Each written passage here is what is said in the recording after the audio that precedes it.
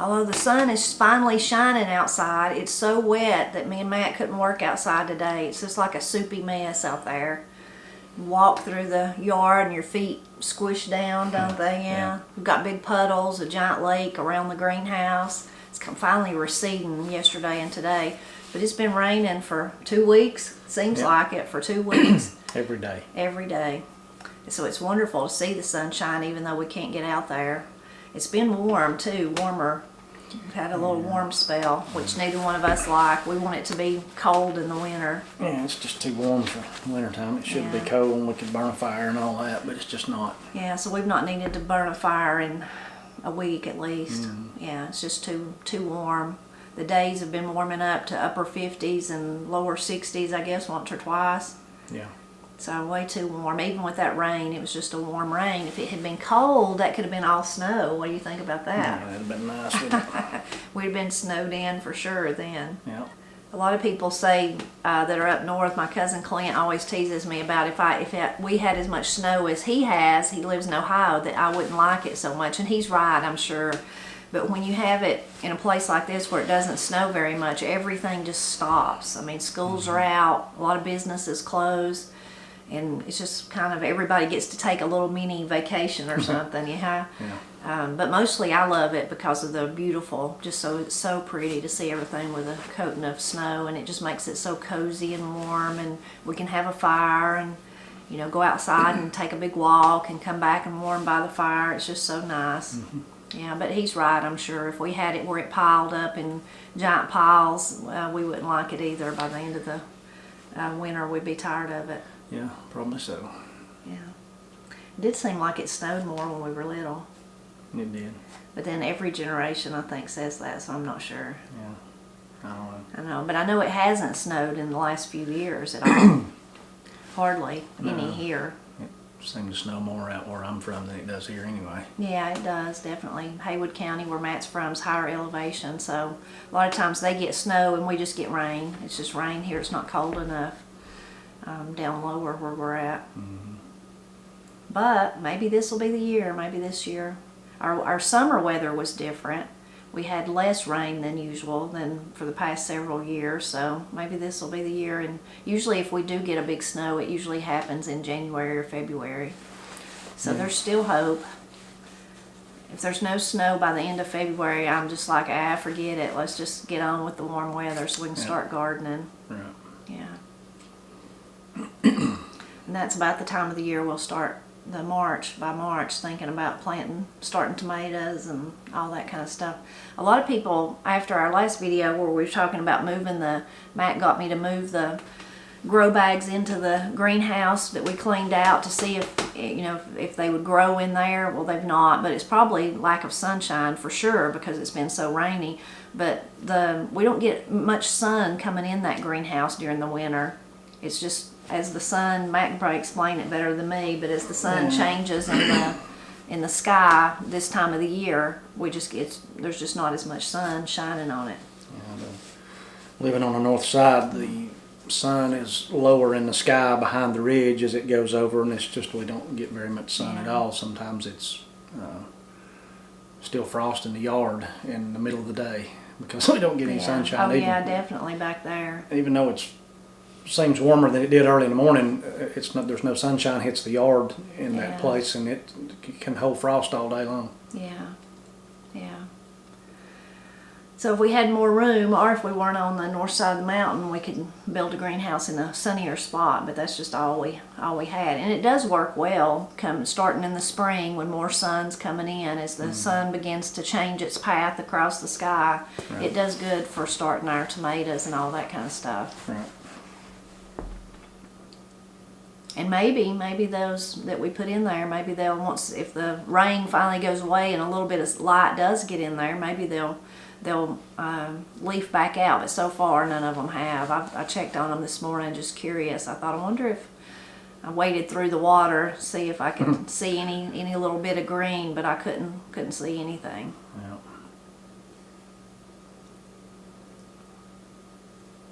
What would be wonderful is if we had a white Christmas. That's what we're always dreaming of. I saw some weather forecast that said we might have one. Oh wow, that would be awesome. big dip in the jet stream coming down over us, and it's going to be cold. You know, the week prior to Christmas, and then precipitation through Christmas. So we'll see. Even if there's no snow, if it's just cold, I'll settle for that. Yeah. I don't like Christmas when it's like 60 outside. Yeah, it's just not right. Yeah. But it would be wonderful. We've had a few white Christmases. When was that? It's the most recent one. Was that 2020? It was at the end of 2020, wasn't it? I don't remember. Yeah, I think it was. I think so, yeah. And we had a big one in 2010. yeah, in 2010 it was a really big one. We had to just hike down to Granny and Pap's. Pap was still alive then, and my brother and his family hiked out from their house. I have a little video of it. I will link to it in the description below so that you can see it. And it was just beautiful. It was just amazing. And I remember Matt telling Corey and Katie, you better remember this. This will really stick with you because this don't happen often. But in 2020 when it snowed, that was because of course the end of the horrible year that lots of people had, so it kind of seemed like it was perfect for that. And then because of the fear of getting sick, right up at like maybe the 2 days before Christmas or whatever, we had an exposure, so we couldn't get together with Granny and Steve's family and Paul, Miss Cindy. We couldn't, so it was just me and Corey and Katie and Matt here by ourselves at home. And it started out so sad. I was so sad because I was like, this is the first Christmas that I've ever spent not with Steve and Paul and Granny. You know, Pap's gone. But it turned out to be a beautiful day, didn't it? It was just perfect. It was just wonderful. And then none of us were sick. And by that weekend, we had celebrated New Year's with everybody, and that was really nice. Yeah. So, but it was so beautiful with the snow. It started on Christmas Eve, remember, and you barely got Miss Cindy home. Yeah. And it was slick, yeah. Yeah, it was slick. Yeah. I remember that now. We do Christmas Eve with Miss Cindy. She comes here, but she also comes back for Christmas Day, but kind of just for us and her and Matt. We knew it was like forecasted to snow a little, but we didn't think it was going to amount to nothing. And then we kind of looked outside, and it was late in the evening. You know, it was like, oh my gosh, Matt better try to get her home. Yeah. Yeah. Yeah, it was kind of a slick ride, especially off this hill. Yeah. Yeah. But it was slick on the highway too. It was sticking. It was snowing so hard it was sticking to the road, and it just got slick. Yeah. And that's another reason I've heard people say, well, why in the world do you cancel school and all that? Well, places like this that's not used to getting snow, our state doesn't supply like the snow plows and all that. I mean, they have a few things, but they don't have like major, where cities and towns and counties and states where there's just constant snow, they're better prepared. Yeah, ours just don't have the equipment, and they don't prepare for it in advance because we get so few snows that they spend that money that they would spend on that in other places where it's needed. Yeah, and they know too, living in a place like this, if we do get a big snow, it doesn't last long. No. The weather changes, and then in 3 days, 2 days, whatever, the snow's gone, especially from the main roads. Right. Like Matt said, here on the north side, we'll keep snow. Mm-hmm. Even when it's down through the settlement, as Pap would say, it's gone. Yeah, you look out the living room window, and all the snow's gone off that side of the holler, and it's sun shining on it, and you look straight down below the window, and there's still 3 inches of snow here. Yeah. It's crazy. Yeah, it's funny. Anyway, but maybe we'll get one. I hope so. Yeah. That'd be nice. Yeah. But if we don't, as long as it's cold, I'll be happy. We can go out and have a middle-aged snowball fight. Yeah, yeah. We could sure go on a big hike. Yeah. Build a snowman. Mm-hmm. We always try to, if it does snow like that, we always try to go on a hike because it's just so beautiful. Yeah, it is. So pretty. Be out in it. Just turns it, where we live is already magical, but that just adds to it, seeing it covered in snow. So beautiful. Yeah. Speaking of Christmas, if you're trying to get in the Christmas spirit, I'll also link below to a playlist of Christmas music that's on the Blind Pig and the Acorn over the years that we've put on there at Christmas. Lots of it's Pap and Paul. There's some of Corey and Katie when they're really young. There's a really sweet one of them and Uncle Henry's playing for them, Go Tell It on the Mountain. I think that was for a Christmas play way back when, and they're really young in that one. But that's a good one to listen to. And then the girls also have one on their channel of Christmas songs. Videos they've done more recently, and some old ones on that one too. But I'll link to those. And thank you to everyone who purchased the Songs of Christmas CD. I really hope you enjoy it. It's just, I'm prejudiced, of course, because it's Pap and Paul, but it's just my favorite. I've been listening to it ever since, I don't know, way before Thanksgiving, I guess. I love it. It's just perfect for this time of the year, and they do such a good job on all the songs. And if you missed hearing about that, I'll also link to that if you're interested in purchasing it. You can see from our recent videos, we've been decorating and getting in the festive, Matt calls it, being festive. Being festive. Being festive. And we had a lot of people ask about our Christmas tree that said it was just beautiful, but why in the world did we go buy one when we could have just cut one, off the bank? Well, the main pine trees that grow around our house, the evergreens, they're white pines, and their limbs are just really limber, and sparse too, and they're just not really, what would you say, set up, or not really the perfect Christmas. When you think about ornaments and lights and stuff, they just don't hold up to that well. Right. And they're not uniform. Yeah, they're not. It's hard to find one that's uniform. But mostly for me, it's that we have so many ornaments. There's no way you could put that many ornaments. It would be a pretty Christmas tree, but you would just have to, think of the Charlie Brown Christmas tree, and you just have to maybe put a little, maybe popcorn or something, but you wouldn't be able to put ornaments. The limbs are just way too limber, and they would just fall off. You've got enough ornaments to decorate a redwood. Yeah, I know, I do. I really do. We have cut them over the years though, and have one like in the kitchen, just not with many decorations, not with anything, but maybe some really light roping. I think I put my little star garland on it one time. We should do that again. And then once or twice over the years, Corey and Katie always, of course Corey's not here now, she's with Austin, but over the years, because they inherited their love of decorating from me, just like I got it from Granny, but they want trees in their room. So I think Katie has 2 in her room currently right now. Yeah. But and Corey usually would have that too if she was still here. But over the years, they would decide they were going to go out there and harvest their own tree. I think I have some photos of that of them. Yeah, I remember one year Katie got up here on the bank with a sawzall. Yeah. A battery sawzall, and sawed down her little tree. And you wouldn't let her bring it through the house or something because of the needles, and she drug it through her bedroom window. You remember that? No. She drug it through the window, and it was just funny. this awful mess, and I had to go help her. Oh gosh, she was determined to have the tree, and I didn't want the mess because of the pine needle. Another thing about white pines is their needles fall off really easily. Yeah, but she did. I remember she pulled it through her window, and they're really sappy too. Yeah, I think she got some of the sap on the bedspread because she drug it across the bed. Yeah, of course. Yeah, they're very sappy too. That's another thing about white pines.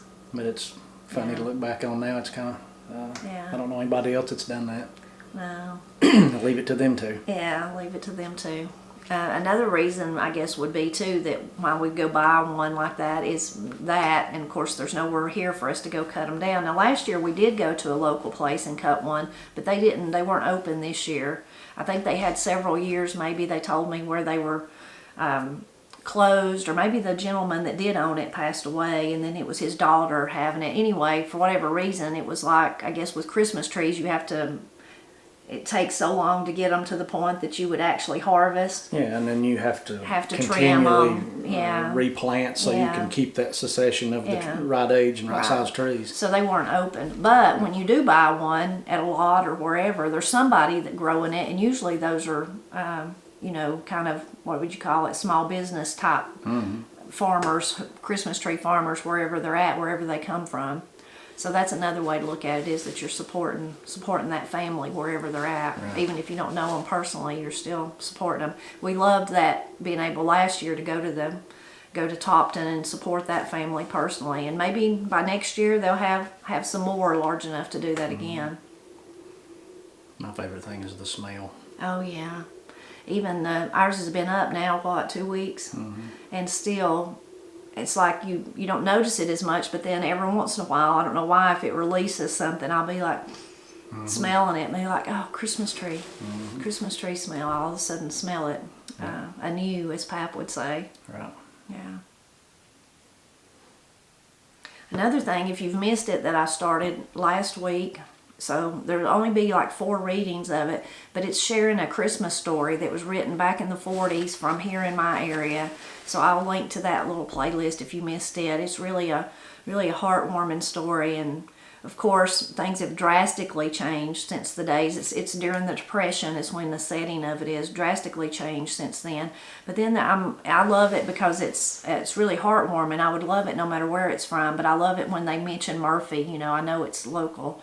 But it is amazing to me that there is parts of it that are still, would still be true today in families in Appalachia. For ours, surely, I mean truly, but even not just for ours, for others. But that real close family, knit family that's in the book that tells about that, and some of the other things, the food and the traditions and those kind of things. So drastically different time in other ways, but still a really heartwarming story. So if you've missed that, I'll leave those links. You can catch up to them. Another thing, while I'm talking about leaving links, is a lot of people recently have been asking, well, and I know I do, people continually ask this, and they will, and this is my fault, or not really my fault, but our family's weirdness or whatever, is people get really confused about, I talk about Granny and Pap, but then it's obvious that they raised me. Well, they were my mother and my father. And when I was growing up, I called them Daddy and Mama. My brothers and I did. But when my first nephew come along, Ben, he was the first. Then after him was Mark, then Corey and Katie, then April. Well, by the time probably Mark come along, or probably even with Ben, because he called them Granny and Pap, that's what he was going to call them. We just kind of all started calling them Granny and Pap. It was just less confusing somehow. For us, not for other people apparently, because we've really confused people. But that's why we call them Granny and Pap. It's because once the grandkids come along, it was just easier to all of us to call them, and we all do. You know, even if my brothers and I will say, well, Granny needs this or Granny needs that, instead of saying Mother or Mama. But anyway, I do have a list of characters, or whatever you would want to call it, over on the Blind Pig and the Acorn, because again, so many people there would ask, well, who are these people you're talking about? So I will link to that so that you could jump over there and kind of see me, Matt, Corey, and Katie, of course. The only person that's not on there, and I was thinking of that the other day when I was reading some of the comments that were asking me, is I've got to add Austin. I've got to add Corey's husband, Austin, to that page. So I need to do that. But I will link to that so you can jump over and kind of see the list of characters that we talk about often. And some more information you might find interesting is that just to kind of hear the backstory of and different aspects of our lives, is that recently I've been on, well, one of them really recent and one of them a few months ago, and I can't remember if I told it or not, but I've been on a guest on 2 different little platforms. One of them last week, was that last week? I guess it was. One of them is Appalachian Imagination. It's a podcast, great podcast run by 2 men, Danny and Jason, really nice people, both from Appalachia themselves, and they talk about all kinds of stuff, so you definitely should follow them and hear some of their other podcasts. But I'll be sure to link to the one where I was honored to be a guest on, and where they talked to me about a lot of different things, from stories, from how I got started, kind of details about our lives, and just all different. I think we talked about medicinal remedies and living on a goat bluff, and that's what Matt calls where we live. So lots of different things in that. It was really just a conversation between us 3, and but I thought it turned out really well, and you might find it interesting. But please do check out all their other podcasts. They've got some really interesting things on there. And another one that I don't think I mentioned in an update like this or in a video, but I did, I think, do a community post about it back when it happened, but I'm going to link to it too. It's Platform Launchers, and John is the person that manages that, and that was really a great one. And it was really, I got to tell kind of my whole story of how I ended up here at celebrating Appalachia, and kind of how I could see God's hand working through my life as I look backwards, which is so often as it happens. But I'll link to that one below too, so that you can check it out if you're interested. And one more I'm going to share with you. This goes way back. I don't even remember. This goes back so far that Katie, all of you know, Katie plays the fiddle. At this time, Katie didn't play the fiddle. Katie played the piano, and Corey played the fiddle. Corey actually started playing the fiddle first. But we were actually, Corey and Katie and I were actually in a movie. Do you remember that, Dad? If I Had Wings to Fly. And I'm gonna link, it's free, it's on YouTube, I'll link to it. And it was really, it turned out to be really a heartwarming little movie. And when I was first asked if Corey and Katie could be in it, it was just if they could be in it. And it was people that we knew that was involved with making it kind of an independent film. And it's loosely based on Bascom Lunsford's life story, but it's not really, it's present day, so it's not, but it's kind of loosely based on maybe, I don't know, that was what they said in the beginning, but I think it took some twists and turns and ended up being something totally different. But it's still a heartwarming little movie. But so Corey and Katie was going to be in it, which was really exciting enough. They wanted them to clog, and they wanted Corey to play the fiddle a little bit, which she did, and they do a little bit of clogging. But the day that I took them to actually be in to do their little part, it's the strangest thing. I thought this will never turn out to be anything, because they didn't give Corey and Katie a script, and they didn't tell them what they wanted them to say. It was like they just got all these people together and told them to be themselves, and then they made a movie out of it. It was the strangest thing. Like they would say, this is the scene, now you just go act like whatever, like you would do. And I thought, this is just going to be a waste of time. I mean, this is crazy. And then too, they wanted me, when I got there, I was like, well, okay, I'll just stand over here out of the way. It was just this big, beautiful old house in Marble, North Carolina, that had been shut up for a long time, but the people that owned it let them film their movie, this part of the movie there. It wasn't all there. But I said, I'll just stand out of the way or whatever. And they're like, oh, no, we need you to be in it too. And I'm like, no, I'm not being in a movie. I'm just not, I don't know what I can't do that. I'm not an actor. And they just kept on and on and on until I just had to do it. I just had to. And it was like, no, you just be you. You just be a mom. You're just their mother.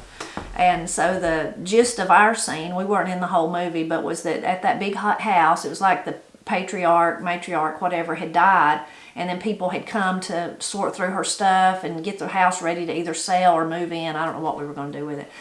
Anyway, and so we were just the main character. One scene we were with him is where he ended up there. And then he was going to help, and Corey and Katie was sent in there to help him, and they were supposed to be unloading the kitchen, and then I go in there and get on to them because they're talking instead of doing what they're supposed to do. They were clogging and talking instead of doing it. Anyway, but it's a cute movie. It really is, and it's fun to look back and see us in it. We look so different. But it was a really exciting time, even though the movie it was like they showed it at Hem Theater, and then we went to Asheville for the premiere, and it was shown in a lot of different places, but it wasn't like it was nationally. Yeah. It wasn't like we become movie stars, yeah. But it was still a lot of fun, and it is a sweet movie, so I'll link to that. So it kind of seems weird to tell you all that stuff, tell you where to go find out more about us, but so many of you had asked that I just feel like that I should, and we're so honored and so grateful that you care and that you support us. We really, really appreciate all that. We really love our life here. Mm-hmm. Yeah. We do. We do, and we love sharing it with other people and love sharing that, there's a lot of bad things in this old world, and a lot of tough situations that you can't do nothing about. Mm-hmm. I mean, we know people that are suffering and, with health issues and losses and all kinds of things, and there just ain't nothing you can do about them. But also, life, that's the other side of life, is there's lots of joy and lots of happiness and things on it. And it's like Pap always told me, Tipper, I'd be complaining about something, about this or that or whatever, and he'd get on to me. He'd say, Tipper, you ought to always look around you, and all you got to do is look around you. You ought to always be grateful for what you got. That's what he would say first, and he'd say, all you got to do is look around you, and you'll find somebody worse off than you are. Right. And he was so right, yeah. That's, of all the gifts he gave us, me and my brothers, I think that had to be right up there with everything. I mean, at the very top of the list is teaching us to be grateful for whatever we had, even though we might not, our car tore up, or we might not have enough money to buy the car we wanted, or whatever it was, just to be grateful for what we had. And that's kind of how we try to live our life. Yeah.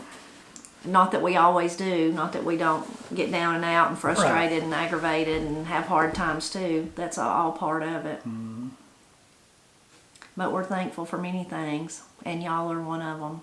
We're thankful for you. Right. Yeah.